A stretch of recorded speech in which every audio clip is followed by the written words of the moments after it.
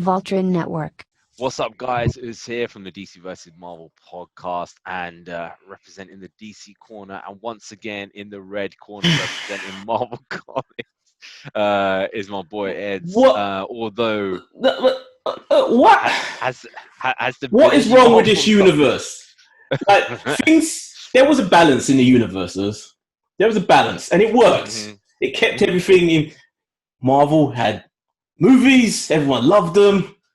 Culturally, we were penetrating the mainstream. It was good. Marvel fans were happy. DC fans were frustrated, miserable. The films were a mess, and that was a good balance. The universe was right. And now we've got movies that actually look good coming out, and people are excited, and everyone's all cheering, and it's like, and it's all DC. It's like, what's going on, man?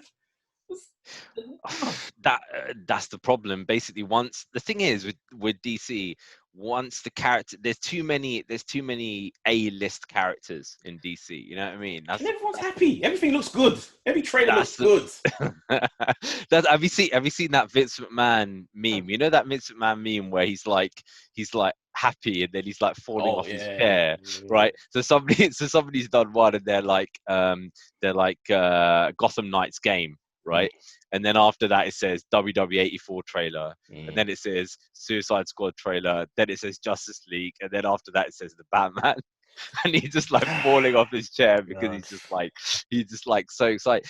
I mean, one thing I would say, guys, this is a DC fandom special. So if you're looking for Marvel stuff, unfortunately, it's not going to be Congratulations. Although, given the way that this was done, I would say it is highly likely at some point that they're going to do some kind of Disney or Marvel version of this, because it's been super popular and stuff like that. And a lot of people don't get to go to the Comic Cons and things like that. So are they going to end up going to do some virtual thing like this at some point?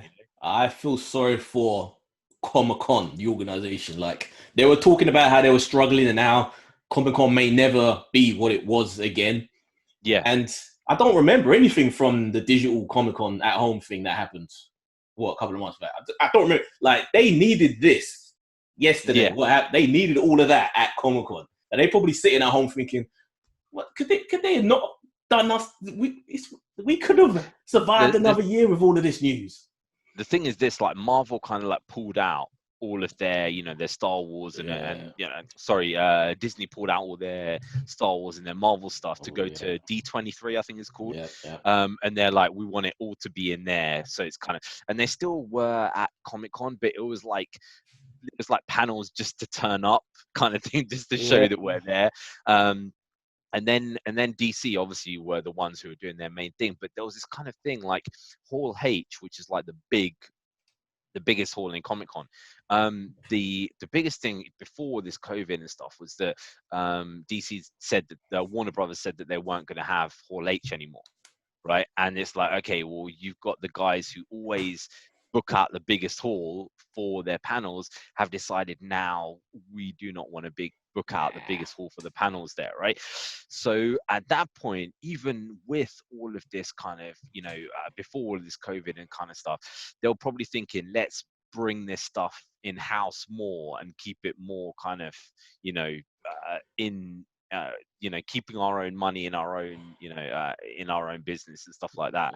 And then eventually this kind of COVID thing kind of pushed it into making the DC fandom and stuff. They really don't need to spend money. It doesn't serve them spending that money to hire out that hall. Then they can just put it online like this, just to get people see it still. And the thing is, people say that half the thing about the Comic Cons is the fact that, you get average people going to ask questions and stuff like that. But in this, there was like people making videos of themselves, and they were then shown in front of millions of people on the stream, right? And it's like people would probably rather have. Did you like all that?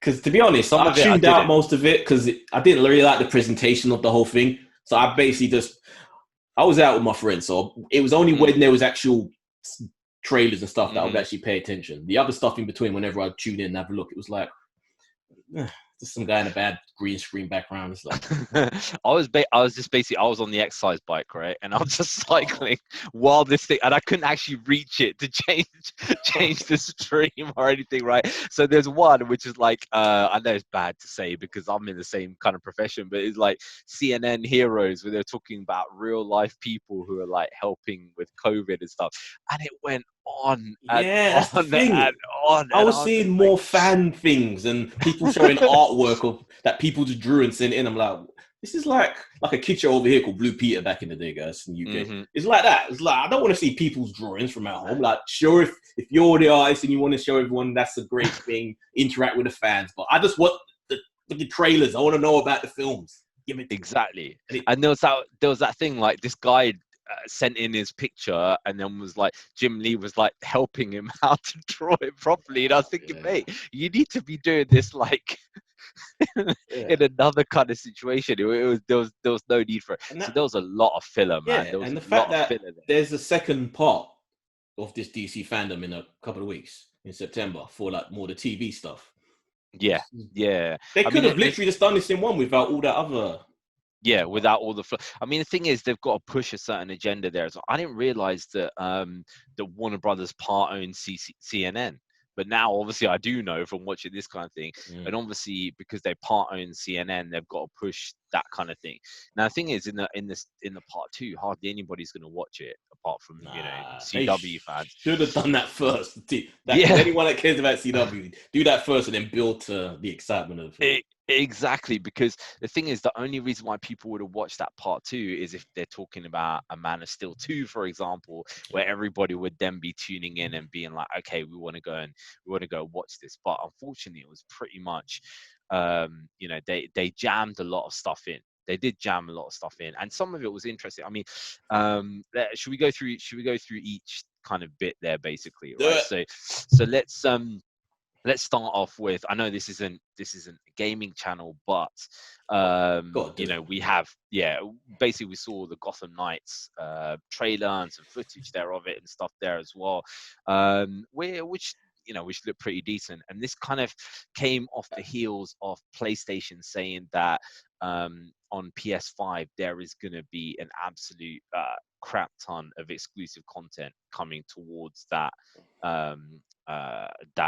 console, right? So before, it's kind of been shared across platforms, but PlayStation are kind of deciding, do you know what, sod it, we're going to do our knockout blow to Xbox and just kind of bring everything in there. So this I'm not sure about it. Like, obviously I think it's going to be a fun game, but it didn't really look that next gen to me. It looks like one of those games that they make for everything, so it'll be on next gen but also be on current gen. And if it's capable to be on current gen, then I'm not that interested. I want games that can only be playable on those next gen. That's what I'm interested in now. I want something that will blow up a PC. I want powerful games. That, like the Avengers. Have you heard about the Avengers thing? So it's basically like the people can't on the 2080 Ti graphics card, which is like a top end graphics card. On the lowest setting, you can't play Avengers on it. Wow. Right, so it's like you need like an ultra powerful PC to be playing that kind of thing. So it would be ideal if they had kind of something like that. I mean, they've there's the fact that it's got mainly the Bat family in terms of the next gen in terms of the characters, Jason Todd and Nightwing and Damian and that was interesting. It's just a more Bat family focused Batman game without Batman, but I think it could be a bait and switch, because when we saw the Court of Owls, which had been rumored for a minute, I was like, okay, now you got my interest. But do you reckon it could be a story thing where Bruce is faking his death because of the whole Court of Owls? Or using that this could be a separate thing, or using whatever technology that the Court of Owls use to kind of preserve or reanimate their owls. They could use that for bringing back like one of those two storylines where he's faking, or they could bring him back using whatever. Yeah. I mean, that's the thing. It was like at the end of Arkham Knight, he was kind of just like jumped into this explosion kind of thing, basically. So it's like assumed that he's that he's gone, right? Yeah. But the question is the other thing I was trying to look for in this announcement was, were they going to say anything about it being a follow-on from Arkham Knight or anything? And they were just like, it didn't say anything. So I'm just like, is it a follow-on from this, or is It's, it like a side I kind of think thing? it's. I Or don't think because it's a different developer. It's not Rocksteady. It's a different studio. But I don't know. I think they probably went into it knowing that they probably didn't want to be handcuffed to the original story, but they were trying to be sneaky in that. If people want to presume it's a sequel, then we won't do anything to contradict everything that's happened in those last games. So I guess it's just I'm up gonna to you say whether you want. I'm gonna say something controversial. I don't like that game at all. I'll be honest with you. Gotham Knights. I like the look of it. I like the fact it's got Court the Owl, stuff like that. But okay, you've played through every single Batman game, right? You know, if you played through Arkham Asylum, Arkham City, Arkham Origins, you know, Arkham Knight, does this look any different? I mean, does this look to you okay? So basically, I was watching through the gameplay, and it's like, okay, well, you've got Well, what's it called? co-op. That's new. You got co-op. You got Robin, who was, well, they had that in the DLCs. You were doing co-op in the DLCs in some of them, right? So, you know, you had you basically got Robin can use the teleportation device from the watchtower stuff, and then you got Batgirl's main stuff is pretty much exactly the same as the Batman stuff, right? So I don't know. I guess Red Hood is going to be more about using guns and things, but I don't know how different is it. The contrast between that and the other game that they also announced there as well, which is the Suicide Squad versus Justice League Kills game. Justice League. Yeah, kills Justice League, right? Was the difference in that makes me way more excited, right? And I'm reserved on that one because all we got was like a CG sort of trailer, just like, you know, the cutscene stuff. And I don't know, you don't really get a sense of if that's representative of the tone. Tonally, it looks more like Avengers because it's all colorful and bright. And even the people that they were killing, they were like these demons that were blowing up in purple smoke. It was like they didn't want to show blood and stuff. So I'm thinking, it seems a bit too. I want to see gameplay before I really give my opinion. Yeah. I mean, the thing is, that is Rocksteady, right? So it's basically like, you know, they're it'll be interesting to know, man, whether this was the same as the game that they had before, and they've kind of just decided now that, oh, we're going to release it and stuff like that. But yeah, that we also know that this doesn't connect to the Arkham Knights games because they've got the Black Deathshot. They've switched them out, so this is its own complete thing. Yeah, well, that's the thing. It's kind of like, you know, you watch it when I see this, I kind of see way more potential because I see like, okay, every single one of these characters can have a different way of attacking people. Like you got King Shark is just literally he's gonna be biting people. Yeah, can you imagine like playing as that guy? I mean, it would just be hilarious, right? So to me, that has way more scope of stuff it can have in it compared to something like the something like the other one, because that was the great thing about when the Spider-Man game came out, right? Because everybody's like, okay, it's the same people who are making it there. It's coming on PlayStation, and you know, you watch on it, and it's kind of like, okay, he's got the same kind of thing where he's jumping into a group of people and fighting them and stuff like that. But because you had Spidey's particular powers, you could input all those little things there that make it very Spider-Man, and then change the game around like that. And then the suits with different abilities, some of them as well. Do you think part of the problem with the Arkham ones is that even it's always in Gotham, like you don't really get the characters in a dramatically different environment? Do you think they need that sometimes? Beyond just being in the dingy, dark Gotham street all the time? I think so, yeah, because, you know, then it's like, you know, if you go to Bloodhaven, I guess at some point there, and you know, Metropolis even, yeah. I mean, it would be interesting if they were going and doing, you know, different missions in different places. You know, especially with Dick Grayson, because he's historically done that. You know, when you know, he was the agent, he basically went and, you know, did missions in different places. So that would be an interesting thing. But at the same time, like, I guess the amount of time and effort and money they got to do to render all these The things, cities, yeah. But this is they're next gen. probably We expect this now. You have to yeah, put that yeah, extra effort. yeah. They should be, but I don't know. It was out of that. I kind of thought, okay, yeah, it's all right. But given the fact that I don't really play much gaming there now, anyway, it's kind of like, would I go out and buy a PS5 to go and play this game? Right, and the answer to that is nah. Specifically this game, no. Right, you're right. So it's the same kind of thing. Like, I'd ask most people, would you go and splash out for something like this? I would guess that most people probably say no. Slightly, Like that. slightly off topic before we get into the actual live action stuff. Have you seen footage from that game? Remember Monkey Magic when we were kids? Oh yeah. I see that. That That looks game. yeah. I see that game. That That is what next gen looks like. The fact that at the end of the game, Yeah. you're in heaven and you're in clouds Yes. fighting armies. That shows Yeah. environments that I expect from every game. Mate, That looks insane. that it looks amazing. Mm. Pure nostalgia when I saw that there as well, and just like, wow, man, they're actually doing that. Yeah, can't wait. They're bringing Pigsy and Sandy and all that kind of stuff, man. It's absolute jokes. But yeah, basically, like, this, um, this kind of thing. I don't know whether it's the fact that because we're watching it on lower resolution or something like that, Possibly or it's whether a it's stream. on a 4K screen. I don't have a 4K screen. Mo has a 4K screen. I guess we could ask him to watch Yeah, it on it and yeah. say, does this like, it is like, fifth gen or whatever. But yeah, I mean, once it'll be interesting to know what the change in technology is from going from 4K to that fifth generation. Like, how much different is it going to look, man? But yeah, this is it's all right, and it's going to get a lot of people interested in it, but I wouldn't I say think it's generally people are excited for it. I think the main yeah. response I've seen about is that people are like, "Yeah, I can't wait for this." So Yeah, and I looked at it and I thought, yeah, it's all right, but I didn't think, okay, I'm going to go and yeah, go go out and splurge on on something like this, you know yeah. what I mean?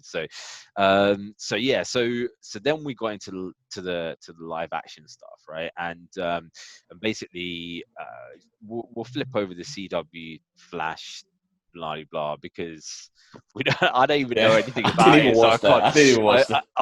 I watched it, but then I was like, I don't know anything about what's going on here, so Why I'm did not even they? going to comment about Why did they this. show this week instead of with the one in September with where it's supposed to be mainly TV stuff? Because the Flash is flagship, right? So it's But like the yeah, flagship show. I guess Titans as well. They showed there. I'm wondering whether the DC fandom, the part 2 stuff is like, this is all the stuff that is on the CW, and I'm wondering whether they're looking for a push for that Flash series to put it onto HBO rather than being on, because all the stuff on there was on HBO, like Titans they showed there as well, the Titans featurette and stuff. So yeah, I'm wondering whether that's going to happen. But yeah, Flash was on there. But then obviously we saw the Flash stuff, the Flash movie stuff, which was interesting, man, because there was a lot of stuff that was said in there um, that I kind of found, okay, if they work with these concepts, it could work quite well, as long as they don't go too off on the cameos, right? So we know that basically Flash is going to be this thing with, like, like Flashpoint Paradox, very loosely based on it, yeah. where he goes back in the past, tries to save his You're mom, being makes an visually, you're alternative. being visually casual, very casual with the big news that Affleck's coming back just for this film. Yeah, I was going to reveal that in a second. It's like, is he forgotten? Yeah, so goes back in the past, creates an alternative universe, blah blah. And obviously, we know that Ben Affleck is coming back there for this, and DC fans who have liked Ben Affleck as Batman are kind of going crazy. But there was a lot of interesting stuff around that, where they were talking about the multiverse stuff and how the way that they're going to try and make this film is to show that every single iteration of DC fits into this. So the Keaton stuff, the Val Kilmer stuff, the Affleck stuff, the Pattinson Batman stuff, the Justice League stuff, everything is gonna kind of fit into this multiverse, right? But at the same time, not have a singular continuity like the Yeah. MCU does, I'm right? definitely, I'm definitely suspecting that we're going to get a Flash cameo, TV Flash cameo, to kind of Yeah. exchange from him being in the TV show, Ezra Miller Mm. popping up in the TV show. I reckon he'll pop up in the film. That, do you know what, that's interesting, because maybe that's why they put the Flash stuff in this week than the other one, to Yeah, kind of get it into people's minds that, oh look, this is this guy is going to be in the main yeah, thing. That's the only thing that concerns me about this, is the cameos, right? So I kind of, I like it when you see maybe one or two cameos in a film, and it's just like, yeah, this is awesome. yeah. You suddenly see it, right? But at the same time, if you go overboard on the cameos, then it goes crazy. So if he goes to one multiverse and he sees Val Kilmer, and he goes to another multiverse and there's Keaton there, and he goes to another one, then it's just going to be totally diluted, and it's just going to be like, what the hell? It'll be a problem if these people actually have, all of them have scenes and dialogue. If they're just like a visual, then it's fine, in my opinion. If it's just something we Mm. see for a little bit, for a few seconds, then I'm okay with it. If they're actually talking, then that means it's too many, because everyone's going to have dialogue, and it'll just be this big compilation album of a movie, which won't be good. Yeah, exactly. Which is literally just like, oh, fan service of like, oh, Yeah, look, there's this guy, there's this yeah, guy, there's this yeah. guy, and just keep going through. So that would not be, what I'd want there in it. But what do you think about this idea that they're going to try and use the multiverse to connect? Yeah, I think it's the best way to kind of fix any of the issues they've got. Means they can, if there are actors that aren't going to come back, like with Affleck, who's only doing this, so it gives him a nice send off, which is a good thing. But do you think the original Thomas Wayne, who was in BVS, is actually coming back? So I didn't hear him say something about how Keaton took his opportunity or something. Yeah. Well, this is the So thing. I've got. That's kind of what it sounds like. That Keaton is basically going to be, um, in effect, the Thomas Wayne version. But then yeah, obviously he is Bruce Wayne in alternate multiverse. yeah, So I guess what they're going to end up happening is that basically, because what they said in this is that he's got a big role, right? So basically, like, I suspect what's going to happen is that he's going to end up creating a new multiverse, and in that multiverse, you're going to have Keaton as the main guy, and then he's going to help him try and correct everything, and then he's obviously going to go back to his own so, kind of thing. But well, I was hearing that Affleck is going to be the emotional linchpin of this movie, and even to the point that for him to accept this part, apparently he demanded certain changes in the script. yeah, well, the thing is, he's gonna have to, because the whole point in that Flashpoint thing is that basically, you have Thomas Wayne, Hmm. and Bruce Wayne never got to say goodbye to Thomas Yeah, Wayne. So then Thomas Wayne actually, sends a letter back with Flash, and yeah, that's the emotional kind of link. but If you got two Bruce Waynes, there's yeah, that's what I'm saying. If we doesn't don't need, have the right? original actor that was Thomas Wayne from BVS, where's the emotional with the message coming back? If it's not him sending that message back, where's Yeah, the? and if it's Keaton, then It means nothing. It's how a does different. that make Yeah, it's any weird. sense in what's going on? And if it is Keaton, then Keaton is way older Yeah. than the other guy. And if they're existing in that same multiverse kind of thing, then I don't know. So yeah, I mean, the thing is like, um, you know, there's multiple ways they can go about it, but for DC fans, and generally for fans who kind of have some kind of idea about it, everybody's waiting for that scene, man. You're waiting for that scene where basically, Bruce Wayne gets something from his dad or from his mom, or however way they want to twist it. But Yeah. basically, that he basically comes full circle in that his parents, like, proud of him, or whatever, you know what I mean? Which makes that a very emotional part of the film. So it will be interesting if they how they work around that. But like anything, you're gonna kind of have to see a trailer there, basically, of of the way that it is. So, and that is a long that is Yeah, a long time long way. coming. You know what I mean? So that's interesting news. There also so there was this big thing made about this secret panel and secret film and stuff that is going to be talked about, which was apparently Static Shock, right? So Oh, I didn't see I that don't one. know. In What? I Static can't wasn't. see that I happening never in a liked Static long Shock. time. Static Shock is basically because the fact that they can't now bring Black Lightning, right? Because Black Yeah, Lightning it's got a TV show, and if they do that there as well as doing the Flash and the thingy, people are going to be like, well, why do you keep rehashing these TV shows that are already yeah. going? So they've got to then bring Static Shock, who But in that do they kind of have vein. to though? I would rather them do Blue Beetle. I think that's what's missing now when it comes to superheroes. That Latin American hero that they really, considering how big that community is in America, it's like the second biggest. Eventually, Mm-hmm. not probably 10 years or 20 years will be the biggest community. Like, why is there not tailoring for that community yet?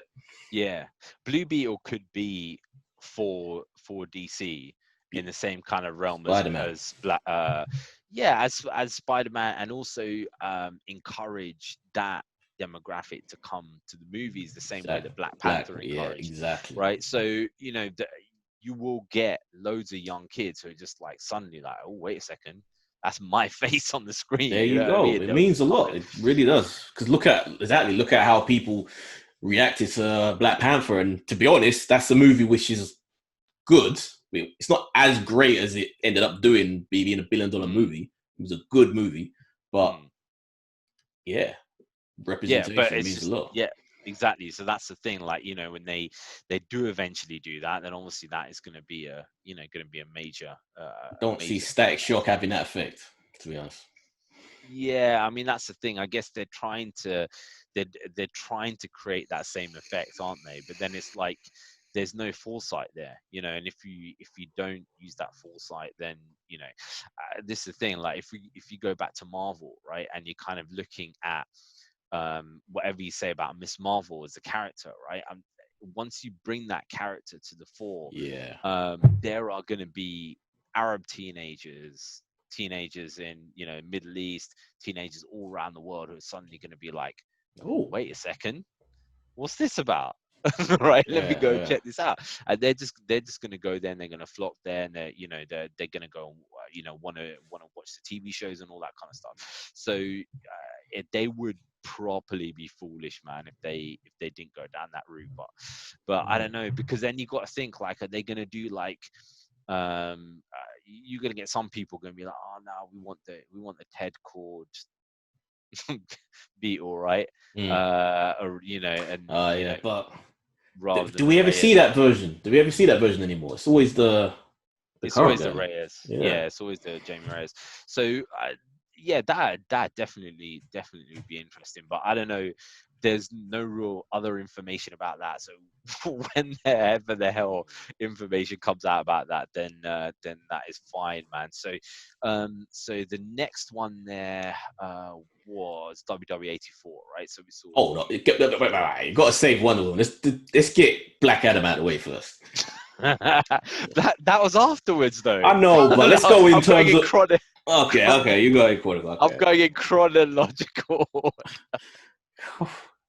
Most The thing important, we is, go because yeah, well, that's the thing. They obviously thought it was like that because they kind of like yeah, went up to the main event, right? So that was the thing. So yeah, so we saw a new trailer there for that. good Obviously, trailer, fun trailer. yeah.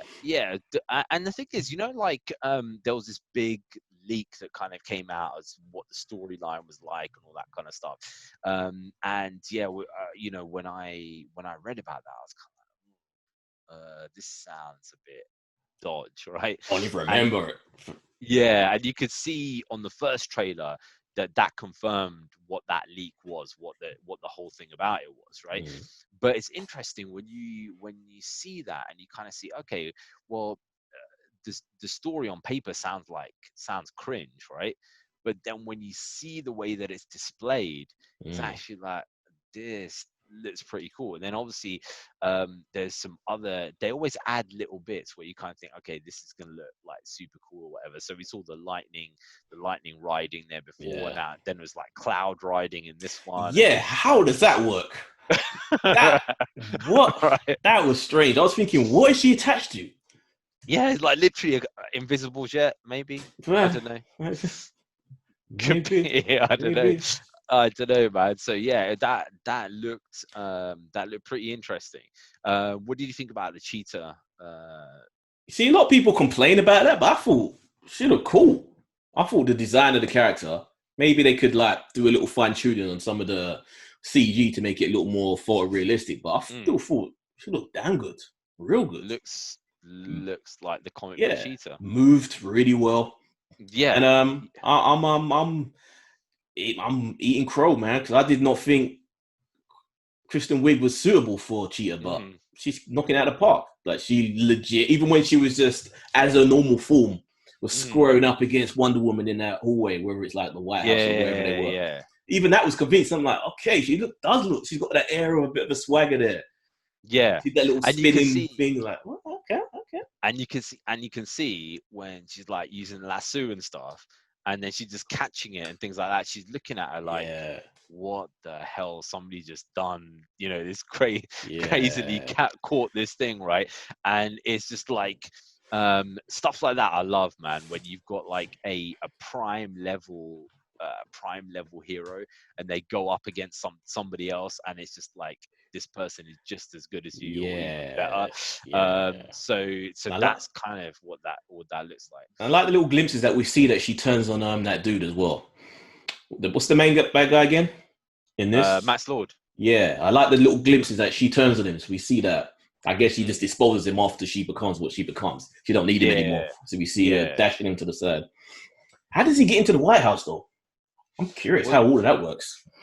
Well, that was the thing in the leak, right? So he discovers this thing, this like spoiler alert for people at home that don't want to know.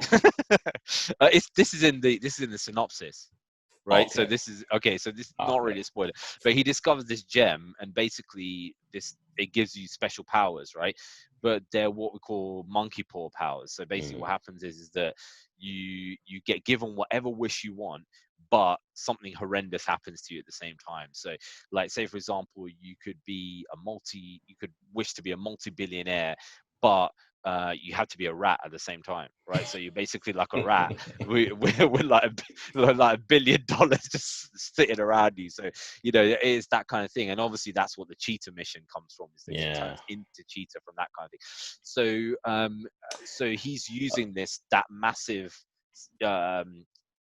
satellite dish to propel the power of this gem around the entire world, and that's why he kind of tricks everybody into becoming the president, all that kind of stuff, man.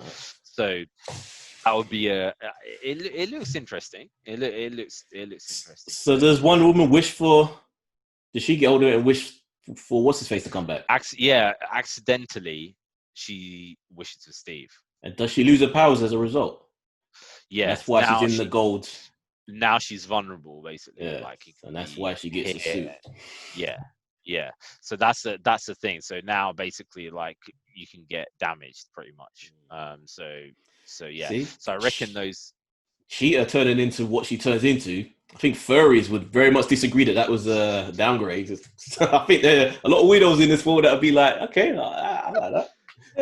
Oh man, they're probably going to turn up. They're probably going to turn up for that. Do you know in what? Costume. Oh god. Do you know the I remember, like, I took my daughter, like, I think it's about a couple of years ago now, to My Little Pony, and I was telling you guys about it, and then Mo was, I think, saying something about, watch out for bronies, right? And I was like, what the hell is a brony? And then I kind of went on Google and searched what these guys are. Documentaries about the guys. What the hell, man? Generally, they're not like furries. They're a little bit more harmless. They're just guys that just love My Little Pony for some reason. Yeah, exactly. So I was eagle-eyed, man. I was looking around like, is there any dudes by themselves like coming into this movie and stuff?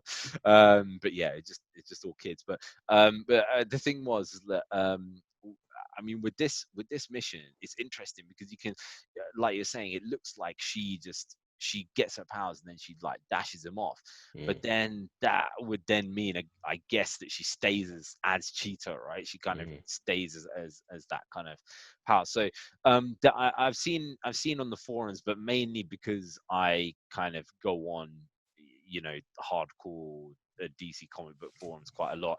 Some people complaining that, oh look, it's not the true origin of her powers because she gets it from a goddess, blah blah blah. But then you'd have to explain who the goddess is, and that just distracts from the whole thing. And you've kind of done it with Shazam as well. And it's like, how many goddesses and different wizards and stuff can you keep having in this universe?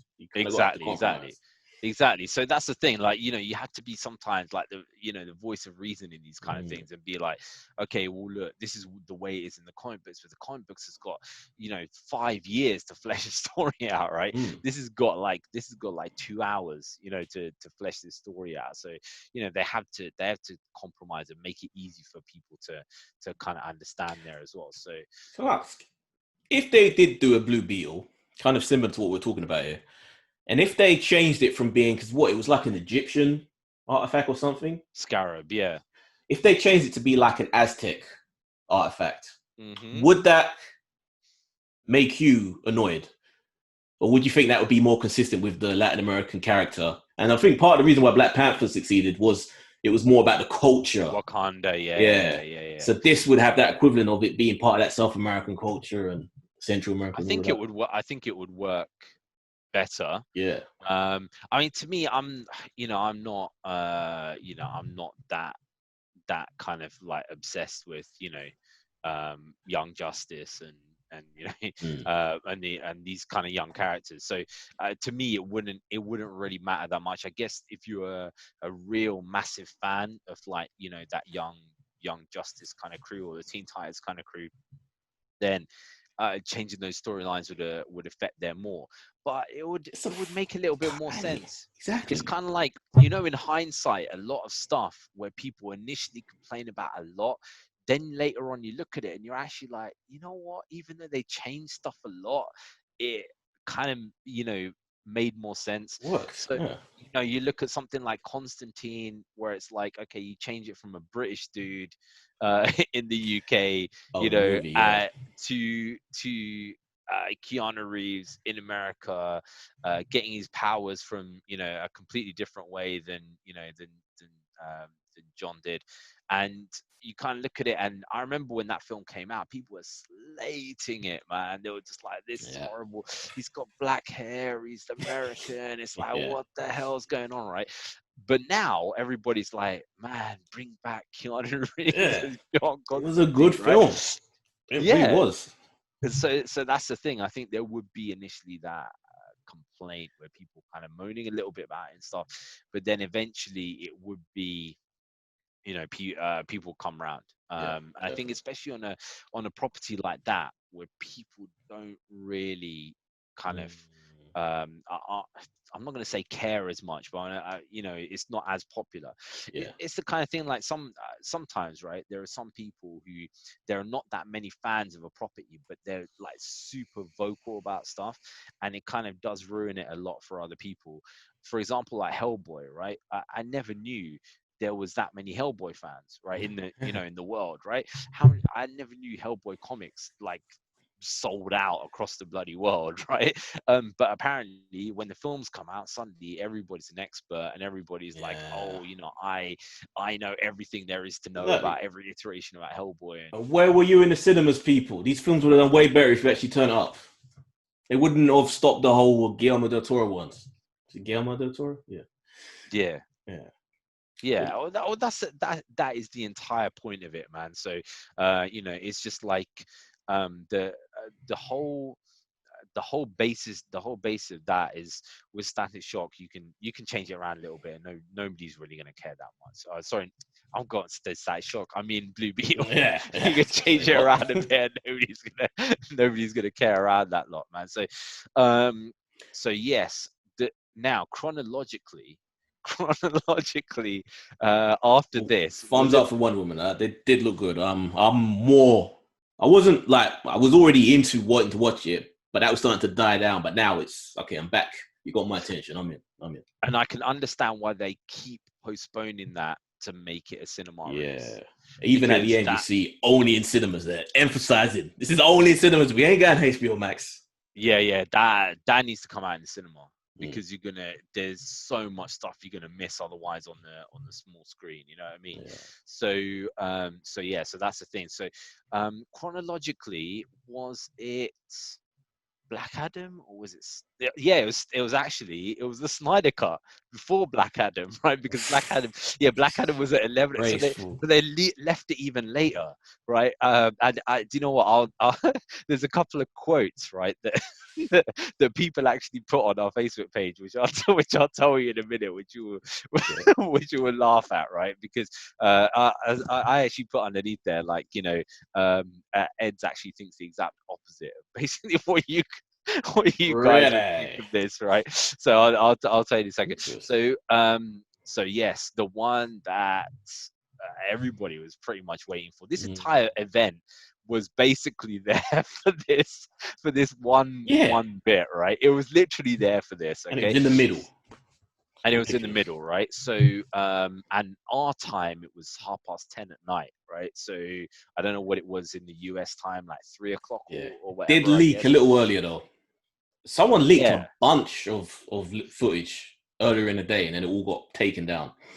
Yeah. Like there's rumors that like Matt Reeves himself leaked the Batman stuff, to try and get like a reaction there for it, and then see what people are saying. But there's the so basically the Snyder Cut. So they had little kind of talk there before. You had some of the actors coming in. You had Ben Affleck, Henry Cavill, Gal. Was Jason Momoa there? I can't remember. Ezra Miller was there, definitely. Jason wasn't there, I don't think. And even in did you watch the Aquaman one? No. Okay, so I don't know, maybe I fell asleep in the Aquaman one or something, right? But I was watching the Aquaman one, and it was James Wan talking with Patrick Wilson for a long time, right? And then it just cut off to the Shazam thing, right? And I don't know whether I fell asleep and I missed it, but I didn't see him talk to Momoa like throughout the entire thing. And Momoa obviously didn't turn up in the. So I don't know what's going on there, but I'm not attributing any conspiracy theory to it. But I'm just saying, like, I don't know, if I missed that, guys, then obviously fill that mission in. So Zach actually started off, and it was quite interesting when he's talking. He's obviously talking to some of the actors, but then also he talked to some of the people who set up the Snyder Cut website and stuff. Did you see that? No. Tell me. So there's this one girl from China called Fiona. And basically what she did is that this is back in the day, like 2000. When did this come out? 2016, right? No, 2017. 2017, right? So in 2017, when the Joss Whedon version came out, basically she watched it and she was like, this is not got the same tone as the other two. It's very, very different, right? So she's like, okay, this must have been changed in some kind of way. So she went on Twitter and started, like, saying, okay, this is very different to Zack Snyder's normal stuff. What's going on here? She didn't follow any of the news going in because everyone knew. No, well, I don't know. Did they have that in China? I have no idea. Yes. But basically, she was like, yeah, it's very, very different. And then she started this movement saying release the Snyder Cut, right? So she made a website which is called, I think, forsnydercut.com. She started that off. She started off the hashtags, the release of Snyder Cut hashtags, got all the movements behind it, got the people to get the funding, to get the banners, tried to get worldwide trends and stuff like that over like 2-3 years. So she's the person who kind of started all of that stuff off, and he invited her on the show. So she was talking to him on there, right? And he's like, you know, how did you set this up? How do you feel about doing it? Blah blah. And she's like, it's amazing that you have me on and this journey and all this kind of stuff. A conspiracy theorist is going to say, oh yeah, they had this plan for Come on, that's cool. these two together.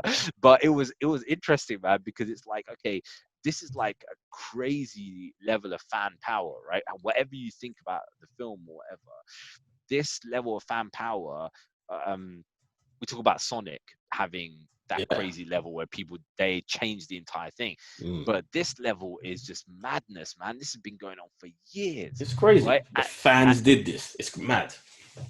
It's absolutely mad, and that's why I just hope every single fan who's been obsessed with trying to watch this, like, actually pays for it, even if they just pay for it once and Mm. just like repeat doing that they do it and kind of show, look, show Warner Brothers and all these kind of things that, look, this is something that we want. So, keep doing stuff like this, because otherwise, uh, you know, the kind of thing that I feel like, look, there's room for everything, right? Mm. You can have that super fun plastic man, you know, absolutely slapstick, crazy ass comedy, super light film, right? In the same kind of Stuff you hate. field, stuff that I hate and I wouldn't watch, but stuff that I hate and I wouldn't watch, but also in the same kind of field as having this ultra brutal, ultra realistic, Batman or whatever, right? And I feel that there's room for all of these kind of things. Mm. So, when people say, okay, well, we don't want to have Snyder's vision, we want to have this other vision, we want to push this kind of way, I kind of say, well, why not both? Yeah. Why not have the Snyder stuff? Okay, fine. We've got multiple kind of visions of other things.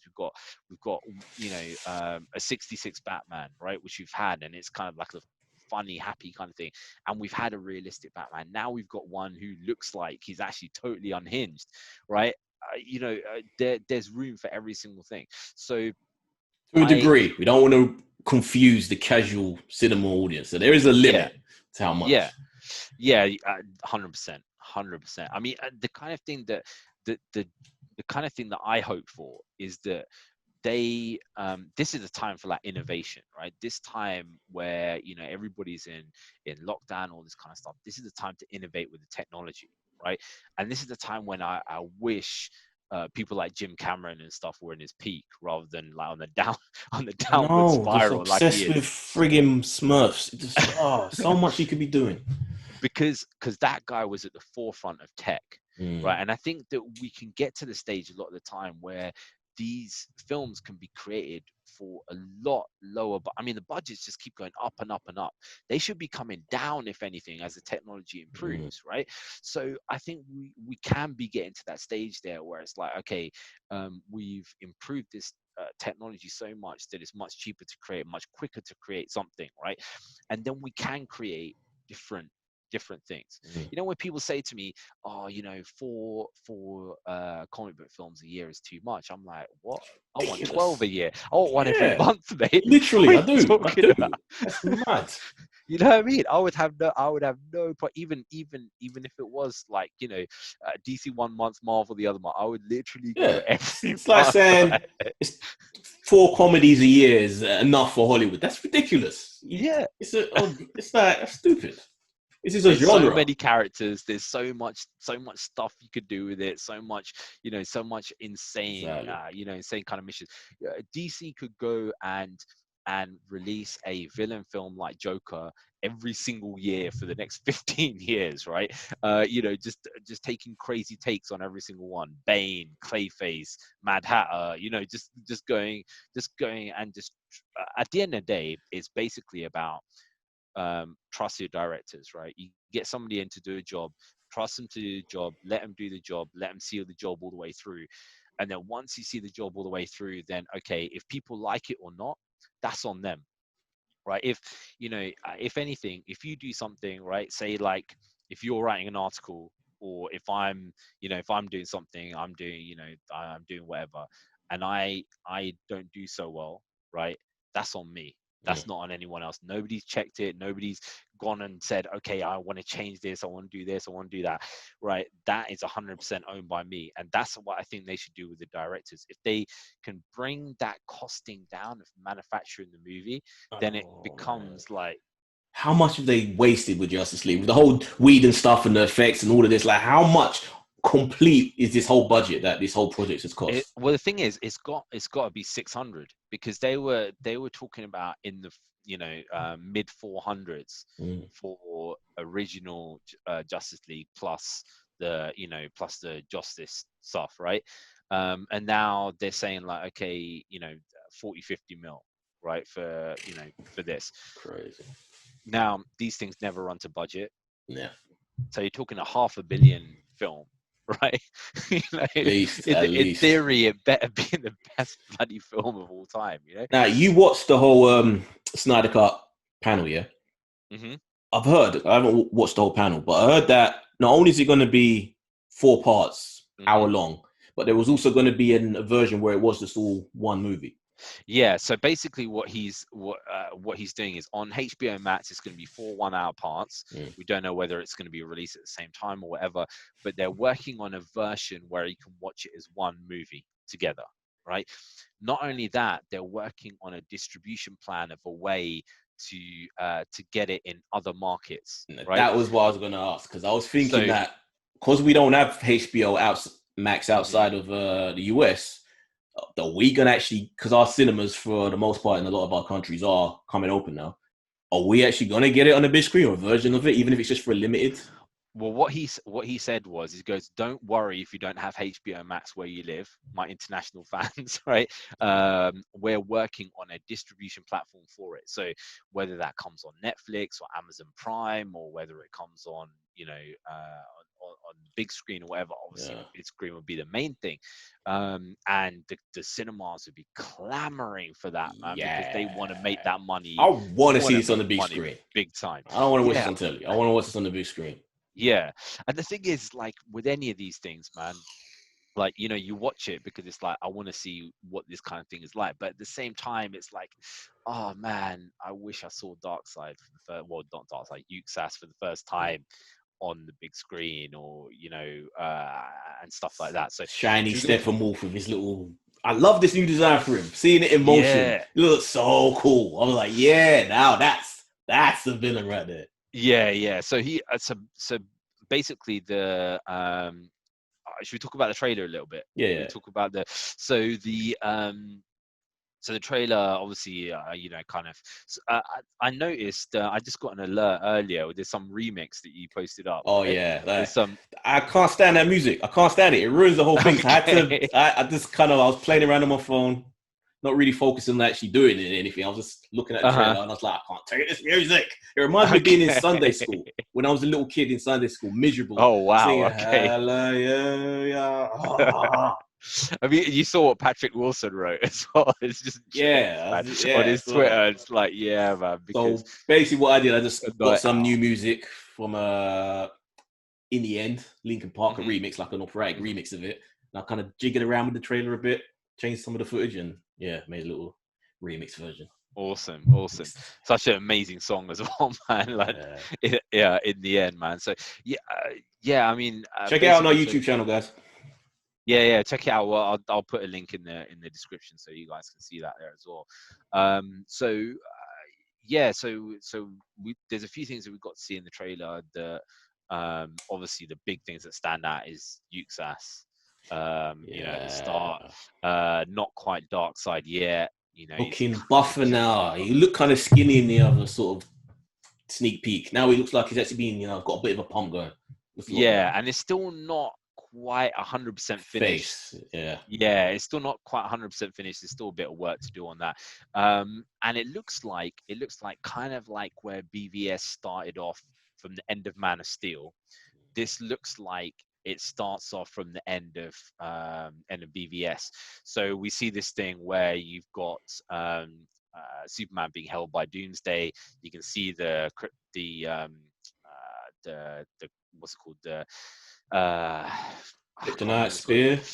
No, he's got the Kryptonite spear in his hand. What the bone spurs coming out from from Doomsday, and he's basically got his bone spurs and it's going into him, and he's like screaming and stuff. So obviously that starts from that particular point. And some of the stuff that we kind of have seen there before, but done in a slightly different way, and I think that is very on purpose. I'm curious about how that Diana stuff fits in, where she's going to this sort of I don't know what it is, like ruins like or something. Yeah, she's seeing, like we saw from the little tease that came out on social media before, where she's looking at like tapestry and it's talking about Darkseid, and that may be where we get some of the flashback stuff as well. Yeah, and I think that so when we saw the Justice League, and it's like she's in this gallery, right? And basically like they're touching up the statue or whatever, and it looks like the same outfit. Oh right, yeah. So I think basically like they've said to her, oh, we found this new tomb or something like that, can you go and check it out and whatever. And then she sees it and she's like, what the hell, man? It's like literally the tomb of Fuchsas, you know what I mean? A tomb, I don't know what tomb they're like, whether there's a tomb where there's a mother box in there or something, I don't know, man. It looks like there's a way more cyborg stuff in this, and obviously Zach was saying in his panel, the cyborg is the heart of the movie, right? So cyborg is the main kind of thing. So we see a lot more cyborg stuff. It's quite funny because in Justice League at the end, Silas Stone is like all happy and he's like, let me put this armor on you and stuff. And it's like he just gets obliterated by the mother box. It's just like so much. You see him dying. I don't know what, like he chose to trap himself in there or just accidental.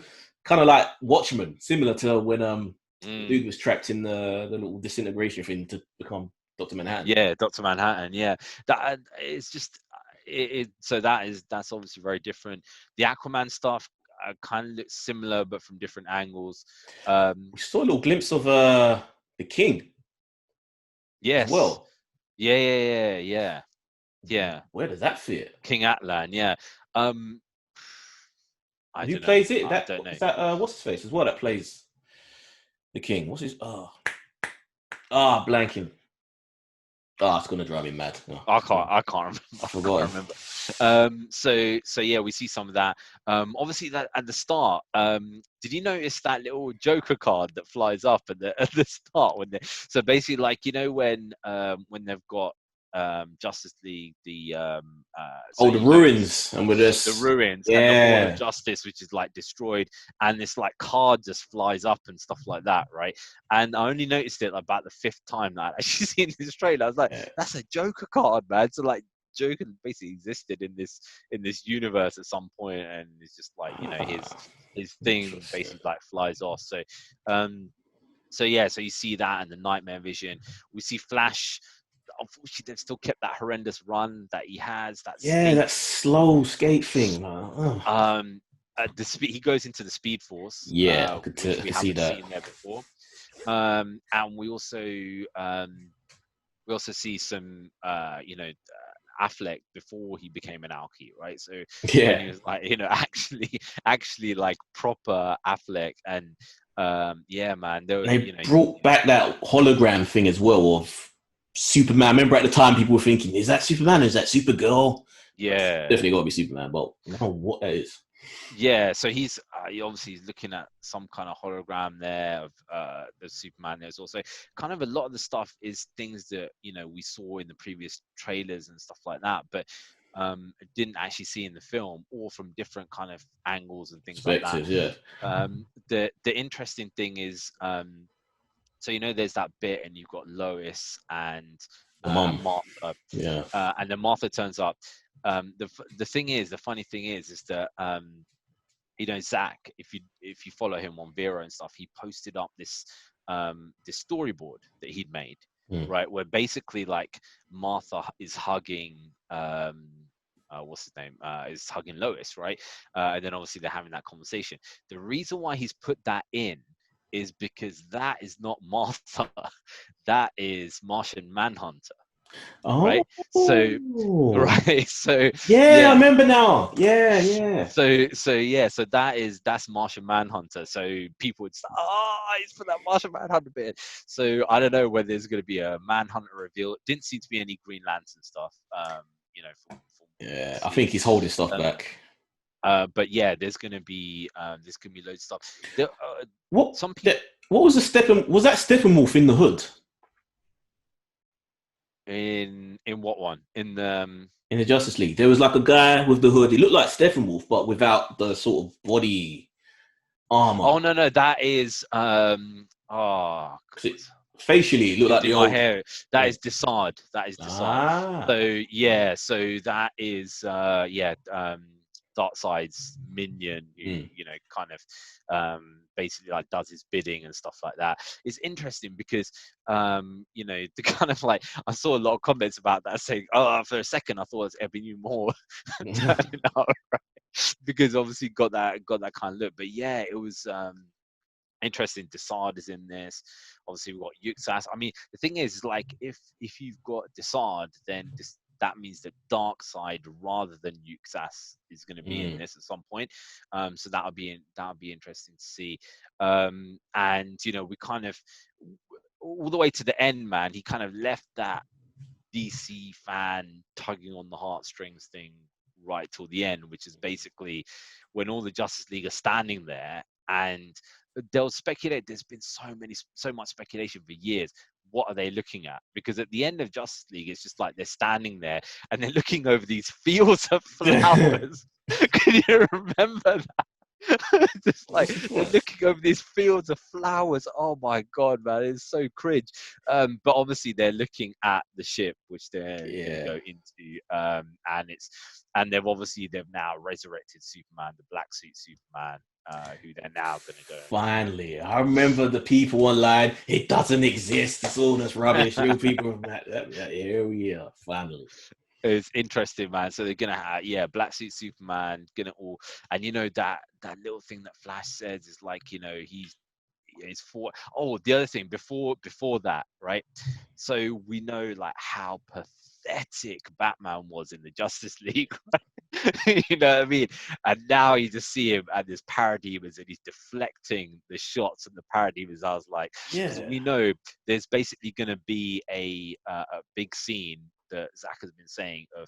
There's a scene where Batman goes into a parademon nest and he fights all the parademons, right? So there's literally going to be that scene. So that is obviously that scene where he's kind of doing it. So it's to redeem him being just absolutely pathetic. And then falling over. What is he deflecting them with his gauntlet? Like, what the hell are they made out of? I don't know. It's crazy. Yeah, unless it's some kind of metal or something like that, some nth metal or something like that, or whatever. So it'll be interesting. I mean, 4 hours is long, man. I mean, that is long. But do you know what? Do you know what's gonna happen if this mission comes on Netflix, right? Okay. It's got to be Amazon. They're gonna make us pay, man. It'll be Amazon. Yeah, but then if it's on Netflix, what's gonna happen is it's gonna come out it all in one, right? If it's on Amazon, we're gonna have to wait week on a week, man, for each part to come out, and it's just gonna be like, oh god. So hopefully there's something else around that time. Hopefully the Lord of the Rings or something, so I can just say, right, this week this, then Lord in the is like Lord of the Rings. 2 years away. We're gonna have to wait for that. They got to have something to put it in the middle while I'm waiting for the next Justice League fix, man. So yeah, definitely that's the most anticipated one, pretty much. Apart from what we're going to talk about next, which is Ed's most anticipated, which is Black Adam. Before we talk about Black Adam, I'll just quickly talk about the Shazam stuff, because that was so short and so quick. This is probably the thing I have the least interest in. I can't stand Shazam. I have no time. The funny thing about that Shazam thing, right, was that all the do you know if you get a group of people who are just hapless, right, and they're just like, okay, can you go do a Zoom meeting together? And it's just hilarious. They had Zach and they had like the kids, right, and they're all just in it, and obviously the director there as well, and they're all talking about they couldn't give any information about Shazam, so they were just talking rubbish about Zachary Levi was saying like, oh, I'm just gonna have a drink, so he picks up his drink and it's like his protein powder that he's got So he's got the whole name of the protein powder on the side. He goes, I'm just having a drink of this fusion protein powered. That's ridiculous. And you can see he ain't working out. Exactly. Muscle Exactly. suit. And people were just all the others were just laughing and stuff, right? Then they bring on Sinbad. You remember Sinbad, right? The Who was comedian. in right? So Yeah. Sinbad comes on, yeah, and he goes, yeah, he goes, I'm in this, right? He goes, I'm in Shazam too, and everyone's like, no, you're not. You're not in Shazam too. He goes, no. He goes, this is all over the internet that I'm in Shazam too, so I must be in Shazam too, right? Oh. and they're like, dude, are you getting Kazam mixed up with Oh, Shazam? God, what is this? What is this? So Sinbad was on there. He's like, yeah, I'm gonna be. And then the director's coming on, and he's like, yeah, you're gonna put me in Shazam too, right? And he's like, mm, I don't know, like that, yeah. So, but then they were like, oh no, but you can be Kazam too, right? Instead, right? So How's he playing himself like that? He made himself like a fool. Really? Yeah. So they had that mission, and then the whole thing was just to reveal the title of the film, which was Shazam: Fury of the Gods, which gives an indication that there's going to be multiple other characters that are coming in. So, and Part of yeah, what puts me off is that it's like the whole family's there. They've got the whole that. I don't know. They're all the same. Like, why do you need like 6 versions of the same characters running around? I think with that they're kind of just like, okay, we're just going to make this kind of family kind of Goonies style thing, basically, that goes to a particular demographic, and we're not going to step out of that lane. Yeah, I guess. We're just going to do it that way, and that's why they employed a comedian in effect to be Shazam. So that was the thing. So going from Shazam to Black Adam, and the funny thing was, I was looking for Black Adam stuff like earlier because I thought I'd missed the panel, right? Because I couldn't remember the schedule and stuff like that. Yeah. So when when I was looking at Shazam stuff, I was typing in The Rock, Black Adam, teaser trailers and all, and there was nothing, right? But all the stuff that kept coming up was this one guy who was like, oh, The Rock played himself because he said that he's not on roids and stuff like that, right? And then this other person was like, oh, The Rock, the biggest liar in Hollywood. So they're just video after video of stuff like that, right? That is coming out in like the last week or so. And then the Black Adam panel comes on, and you see Rock, and I'm not joking, right? He's bigger than you've ever seen him. Keeps growing. Before. It's ridiculous. Right? He's like flipping. The guy is freaking huge, right? And he's talking about Black Adam. He's talking about how he loves the character. He's also talking basically like. Sure, you do, Rock. Sure, you probably never heard of him 2 years ago. Yeah, he's talking about why he wanted to do the character, why he's wanted to do it for so long. The development towards his character and stuff like that. And it's interesting because there's a couple of things that I saw from this that made me think, yeah, actually, this is exactly what he does in every single film, right? Yeah. Basically, so in the Black Adam thing, he said a couple of things which are positive, which is basically like, okay, one of the big things that you have with these heroes is some of these heroes are ridiculously powerful, right? But they restrain themselves, okay? And that's the reason why they don't appear as powerful as they could be, because particularly they could be insanely powerful. If you think about somebody like Superman, who could basically lift up a building, right? And he goes and shakes somebody's hand, or he like, say for example, in one of the Superman films where he's crushing Lex Luthor's hand, right? Yeah. And he's shaking it, and it's like, mate, this guy can pick a building up, yeah. And it's like, he's crushing the hand. Lex Luthor's like that. It's like, mate, if he was actually doing that, your hand would have just disintegrated into a pulp of. Take the arm with it. Yeah. So basically, with Black Adam, he's saying the reason why he's so crazy powerful is because he's just completely unrestrained, like all the time, pretty much, right? So yeah, he that was an interesting thing. It's interesting the way he was talking about how people asking him questions, and I don't know if these are plants or whether they were legit questions or what, but basically they'll ask him questions specifically about, are you going to follow this route of Black Adam, this route of Black Adam, whatever. And he was saying like, the route that I'm going to go down is the one where basically he is a hero, but he does it in a way where it could be a ridiculously brutal way of, of keeping the peace or whatever, A right? magical Punisher. Basically, yeah, basically. But then, like I say, he did the same thing like he does in every single kind of other film, where he then talks about, okay, well, look, in here there's going to be Atom Smasher um, and Hawkman, and the JSA is going to be in this, and he goes, I'm so glad to bring the JSA, and I'm thinking back, and I'm thinking, man, when it came to like back in the day, like his previous kind of like his early stuff, like Scorpion King, it wasn't just him; it was him like and a crew, right? Yeah. And then he did that Hercules film, which is kind of like a parody kind of thing, and it was him and a crew, right? Yeah. And he's in Fast and Furious stuff, and it's him and a crew, Mm-hmm. and almost every film that he does is him and a crew, Yeah. right? And it's kind of this same kind of thing. It's like He needs it. he needs that kind of backing, right? And it's gonna tug on the same kind of tropes that every single one of his films do, where it's like, okay, there's me, I'm doing this one thing, I might not be doing it in a way that everybody else wants it to do, but I've got this team, the team's gonna help together, and Because he has no range. Like, even when did you see like the little motion comic that they played, mm-hmm.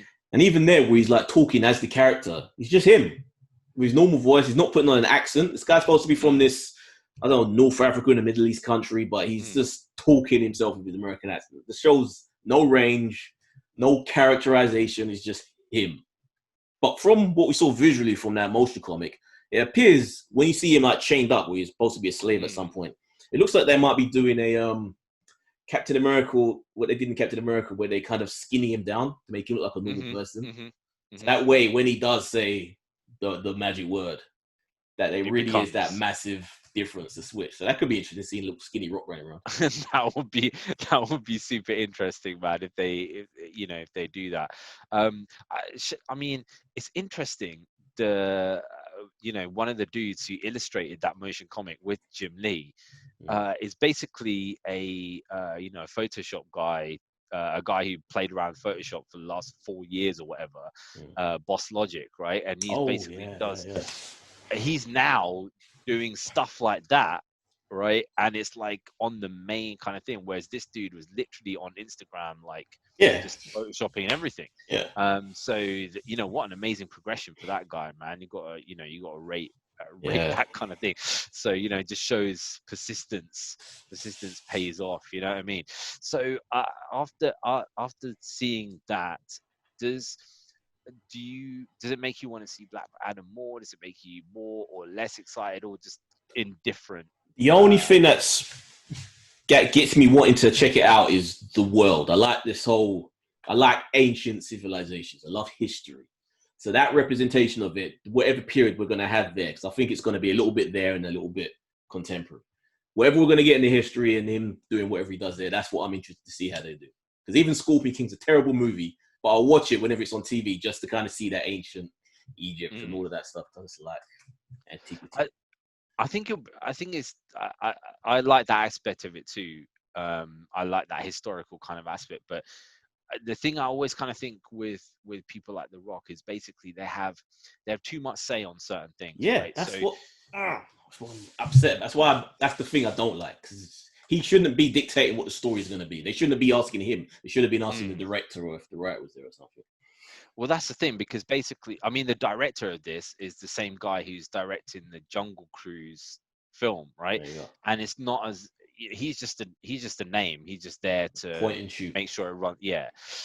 So he's just there as that kind of thing. But it's like, okay, so the Rock has knowledge about his ancestors and stuff, right? And obviously when he was doing Hobbs and Shaw, and he was doing the what was that other film called Moana, they kind of stuff about his own kind of culture and stuff, he kind of brought it in, right? Half of his But culture kind of ignores the other half of it, yeah. I was like, that's actually quite a bad point, isn't it? Like he just like, I'm not, yeah, so, I'm not bothered. It's this kind of side, like yeah. it's like the vice presidential candidate for the US. She's Yeah. like, I'm I'm not Indian. Like, It's push that crazy. away. It's crazy. You know what I mean? Crazy. Yeah. So yeah. But the thing that worries me is like, okay, he kind of knows about that from from his family and stuff like that, and also researching. But it's like, what does he know about ancient Egypt? Right? What does he know about, what does he know about the civilization, the Babylonian civilizations, or Yeah. whatever? Absolutely nothing, right? And That's it's like, is he gonna go and consult with some no. some people from who know about Egyptologists or whatever, to kind of say, No. okay, this is the way this was, or whatever? Or is he going to do like he did in Scorpion King, which is kind of like, okay, a very generic kind of, this is the way that we think the ancient places were like, Yeah. and it's like, I'm gonna speak an American accent and That's what I'm just like saying. No range. He just turn up, whatever. That's all he can do. And everyone around him has to make the effort. Because even in yeah. Hercules, he just had his normal talking voice, and he's supposed to be an ancient Greek. It's like, oh, Exactly, yeah, lazy. exactly. And then playing a Greek guy, and that's why it's just hilarious. So yeah, I mean, I'm still a bit indifferent about that, but I don't know. The Hawkman stuff interests me, because that's, that really is going into ancient Egyptian Mm. mythology, man. So yeah, that's the. That, I don't know. I'm indifferent. I'm not going to say whether I'm excited or not excited. Away, it's literally just like, I'm not, but I'll watch a trailer. okay, Yeah. fair enough. Fair enough. That's the most we're gonna get out of it. And the thing, the thing is, the thing is, on our Facebook page, like I was saying. So I put this thing up. Part of the thing about the Rock, part of the motion comic, all that kind of stuff. And underneath it, somebody wrote, "You can always trust the Rock to knock it out of the park," right? And I'm just like, Really? really? When has he Really? done For that? like absolutely like mediocre films, like, Every one of them. whatever. Literally, like every single one is a film that is kind of Everyone. like, okay, you watch it once and you'll never watch it again. And for that particular time, okay, it's a little bit fun or whatever, but it's like, I don't Nothing. know That's why I always how rate great is that Batista film. higher than The Rock. Even though The Rock's highest paid actor in Hollywood. Why? No idea. But that's why I rate Batista. At least he seems to be a little more integrity in the stuff that he makes, for the most Mm, part. yeah. So then we get to the big thing of the night, which is the final thing that we see, Oh right? yeah. So which is the multiple iterations of this dude behind me, which was the Batman. So like every single time we get an announcement of an actor, everybody's ripping on Pattinson, saying, he's he's too weak to play this role, bringing up Twilight all the time, even though he's had like 100 films before that. Yeah. And since. After that, sorry. And saying like, okay, he's not ideal for this role. We want Affleck back, etc. And obviously we had a little panel coming from Matt Reeves, and there was this trailer. It seemed to be leaked there before, and then obviously then he's like, okay, wait to the panel, and then they showed the kind of the 4K version. Before we go to that, just a little kind of thing that just reminded me, watching the panels, right, was interesting because there are, you get to hear the people the way they actually speak, right? Mm. And it's like there are so many actors in there that it's like, wait a second, you're English, or wait a second, you're an Aussie, Yeah. or whatever. So like, Brendan Thwaites, who plays Dick Grayson in Titans, Yeah. he's an Australian, right? Yeah. And I was just like, what the hell? This guy's an Aussie. Or like, you're watching, some other things like what's it called, like the um flash panels and all this kind of stuff. And yeah, it's just weird. It's, to me, it was just It very can be strange. weird if you ever Actually really knowing, see like, them do their other stuff and suddenly you hear them like, what the hell's going on there? Like, a lot, I remember when people didn't realize Henry Cavill was English and you just hear him for the first time talking. It was like, yeah, what? yeah. I mean, some of it was just, it's just like flawless. So you can't tell. But Yeah. that's the thing that I always like, when you can't tell that they're different, from a different country or whatever. Acting. Exactly. So we saw the Batman trailer. So before I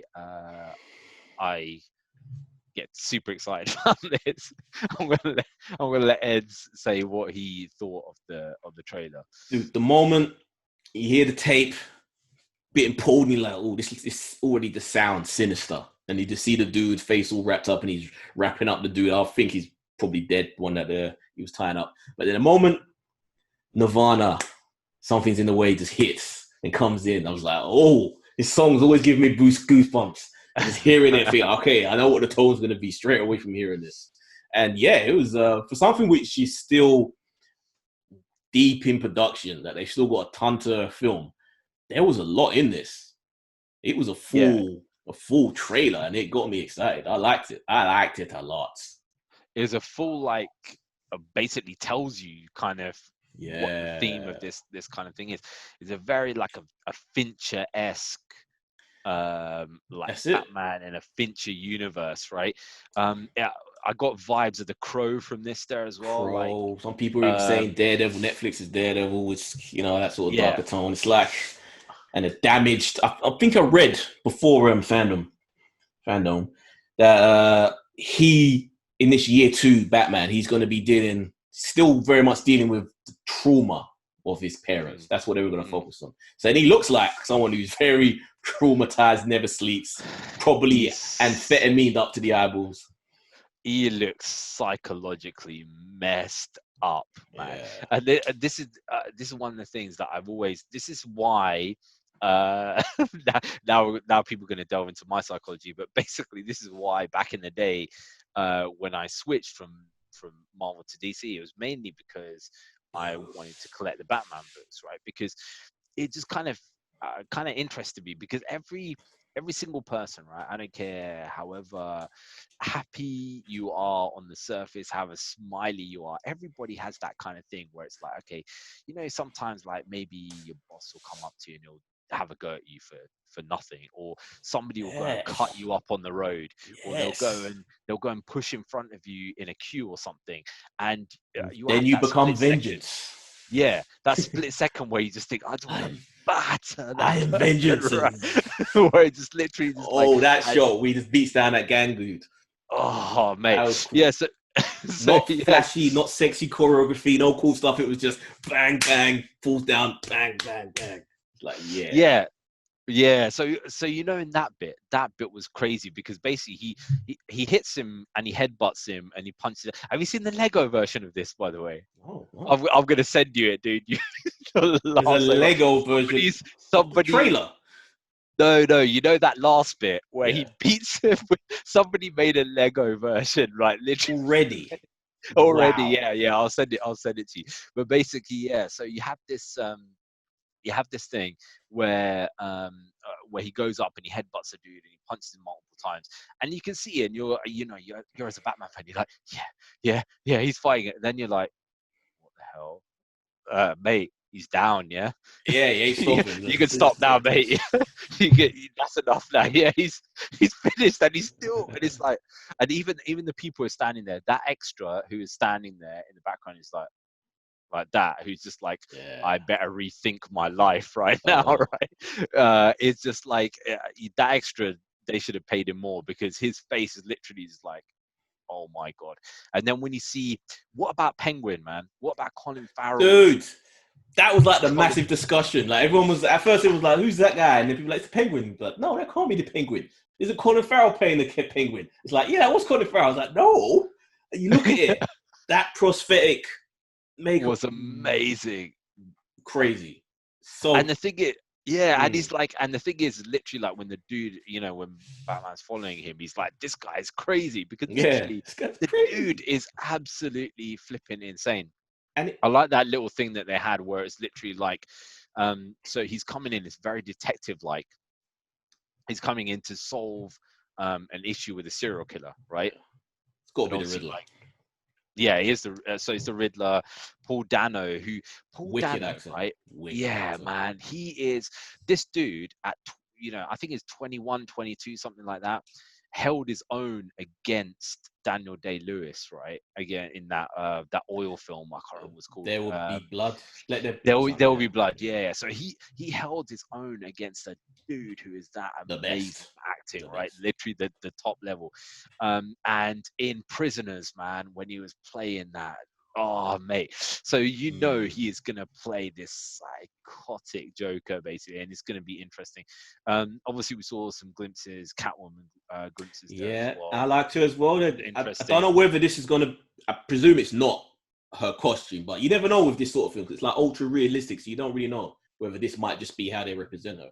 But I like the Yeah. way she moved. It was very. She actually went cat-like, like when she was kind of Yeah, moving back and yeah, forth. trying to move away and then sweep the leg, Yeah, sweep the leg and all that stuff. So yeah, and then basically it was interesting when they showed that relationship between Gordon and Batman because basically yeah, there's all these police coming and attacking him and he's about to go crazy. But then when Gordon holds him back, he just stops because it's like, Gordon's the only guy who can, you can kind yeah. of stop that mission. And that I thought was super interesting. What I'm really interested in about is basically one of the things that is explored in some of the comic books is the fact that when he goes out and he goes out every single night and he's just beating dudes. Can you imagine going out every single night and beating up criminals? What your mind would be like, dude. Freedom. You would be freedom. You'd be happy, right? You'd be smiling at it. So any normal person apart from Eds, if they were going out every single night beating people, can you imagine the It's unhinged. psychological Unhinged. damage, right? And the thing is, I love the way that every single film they've made it that they haven't put the black eyes around, and in this Yeah, one, never in understood this why. one is the first one where they've kind of like, okay, They just he's got show the it. black eyes, and I think the reason why they've done it is because he looks like he's coked out, like he's been, every single night not getting any Yeah, sleep, it adds that sort of emo effect, which works for this. So I don't know yeah, why no one's which ever done it before. well, that's the thing. So this definitely, man, the I, everything about it pretty much, I have to say is positive. This makes Christopher Nolan's Batman movies look like Shazam. Yeah, well, that's the thing is that one of the biggest criticisms about the Christopher Nolan films, and I love those films, right? Yeah. Some of my favorite. Well, Dark Knight is my second favorite film of all time, but basically, that action, that those fighting Action's not scenes, good, no. because they didn't have the tech to move the plates properly on the body or move the head around, all this kind of stuff. They didn't have it properly, and because of that, the fighting is not great. Right, it's not like a dude who apparently went to the mountains to learn multiple forms of martial Yeah. arts and stuff. It It's just doesn't not look shot like that. well. It's not shot well. It's just all Jason Bourne stuff, and that's never good for fighting scenes. You're taking away the hard work that the stunt crew are doing when you're just shaking the camera around like that. Yeah, so this is more like a Far Eastern style of filming where it's literally like cameras out, just let Yeah, the dude do his just thing, let them do and it. they're just fighting, and it's just like there's no room for error. You're just gonna have to keep doing that scene again and again and again until it's like Yeah. until it's correct, And basically. my other hope is that they define Gotham better in this as well. That's another thing that I didn't like in the Nolan ones is I'd never felt Gotham felt like a character that of itself, which Yeah. it always did in the Burton ones. It had a personality to see, Mm. whereas this ones it didn't really in the Nolan In the ones. Nolan ones, actually, like when you saw, especially in the Dark Knight, Mm. when you actually saw like Gotham, which is Chicago, Yeah, and they were showing it, it's like I wouldn't mind living there. yeah, just It's like normal you city. don't you want to Gotham is a place that nobody wants to live. Like literally nobody wants to live there. So and it's just like literally absolute trash. So that's the kind of point, is that it was obviously glamorized, but it fit within the Dark Knight to be that glamorized kind of thing. You know, because you had all these billionaires and these and these criminals working against each other. But when you have this, it looks, the whole thing just looks grimy. Like it looks like this city is just grimy, man. And it's just like, you know, a lot of the stuff interests me in there, man. So can't wait to see how Patterson bounces off Andy Serkis as well. Andy Serkis is Alfred. We heard his little voiceover, but we never saw him. But I'm curious to see how they work together. Yeah, because you know, he was. Did you catch that? There's a little thing as well, because I started watching a bit of Westworld after you said that, you know, it was great or whatever. So there's a thing where if they show the robots like the outside world, they don't know what it is, right? They don't know what you know. So there's this thing like when what's that guy's name? Jeffrey Wright, the actor. Yeah. So he shows a robot thing and goes, "What is this?" And the robot says something like, "I don't know. I can't. You know, I don't even know." Something like that, right? So in this, he's showing Batman something, and he goes, "What do you think this is?" And he goes, "I don't even know."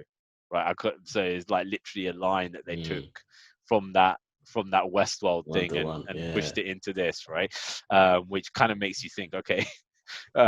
Makes you think is Matt Reeves is a fan, yeah. So which is interesting, man. So these little kind of things, man. These little Easter eggs. That was actually a little surprise. I didn't expect Wright to be Gordon. Maybe I read it, but I just completely forgotten. So seeing him was like, oh, okay.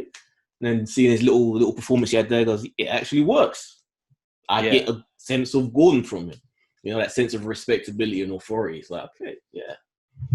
I mean, this is the thing, like, you know, looking at something like this, you could imagine how after 20 years, Batman would be like, sod it, and he'd just be going around killing people. Yeah. Right. He would literally just be like, sod it, man. Why am I bothering even trying to fight these people? You know? Yeah. There was that interesting thing, obviously, like the goons at the end had like Joker makeup on. Right? Was it really? Because I was kind of looking, and it's almost skeletal in a way. Yeah, it's kind of a couple were jokery and couple were like Purge kind of style, right? Like Purge kind of makeup. But that was, you know, that was interesting. I mean, is there some kind of influence, you know, upon that, upon that kind of thing? You know, people have been speculating, is this the influence of Joaquin Phoenix's Joker from, you know, from back in the day? Is that just an, you know, basically like because I've already been reading like stuff on the net and stuff like that where people making up things, saying like, okay, what it is the Joker was more of a he wasn't an actual dude, he's more like a figure. So it's kind of like, okay, this is what happened to him. His kind of idea becomes myth and legend, and people, you know, gangs try and replicate what it was, you know, it was like back in, you know, they thought it was like where he was, whereas actually in reality he's a bit of a sad, pathetic kind of guy. I just pray Matt Reeves did watch. Probably went out planning, now this is its own pocket universe thing. It's not connected to anything else. But then he saw the Joker and thought, okay, I can make a little reference to it. I wouldn't be opposed to that, because they would, if they could be connected tonally, that would be perfect.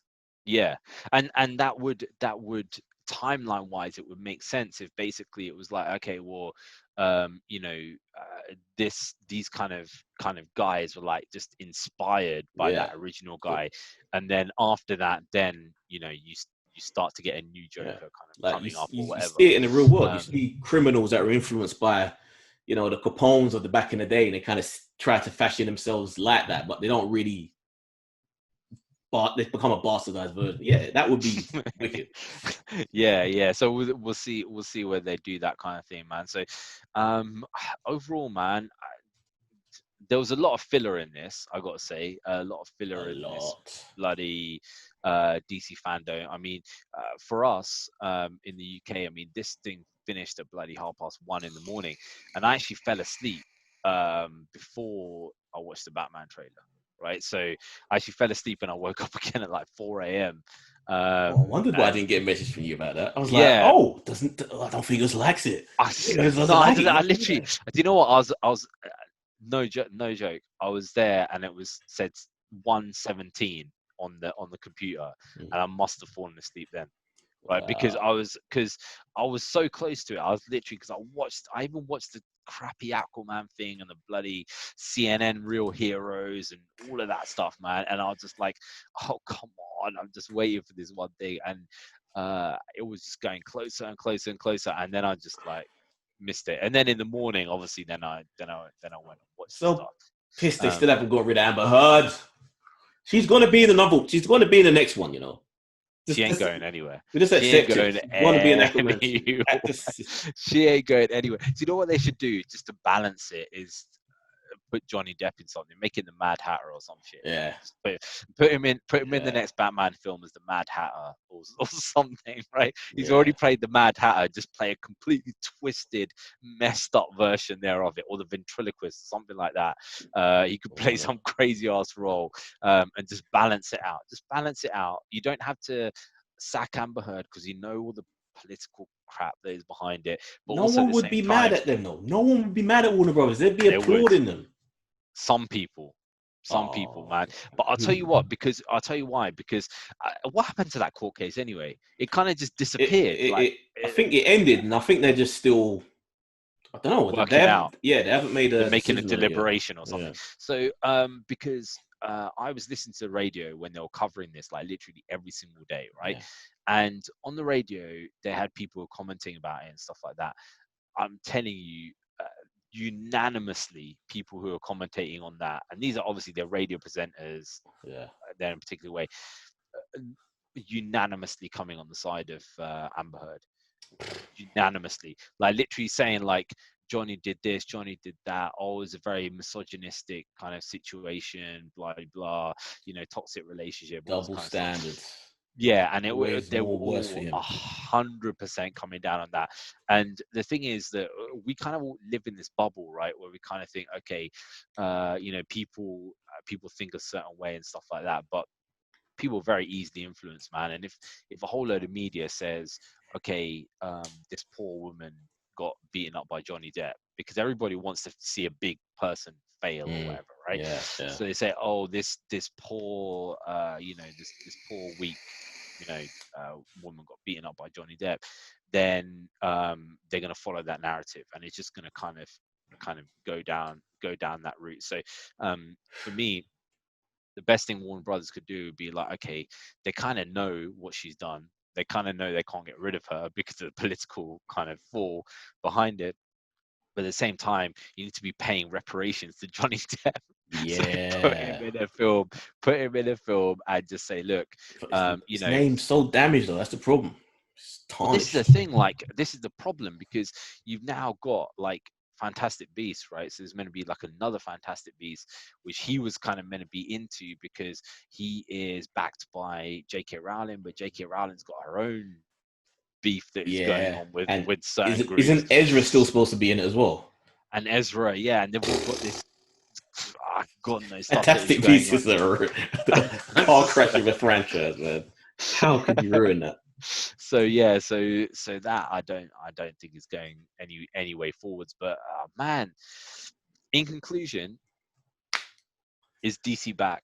That's the thing. I would say yes. Yes, so I would say yes. God, it seems like it, but that's the thing, man. We've always said this, right?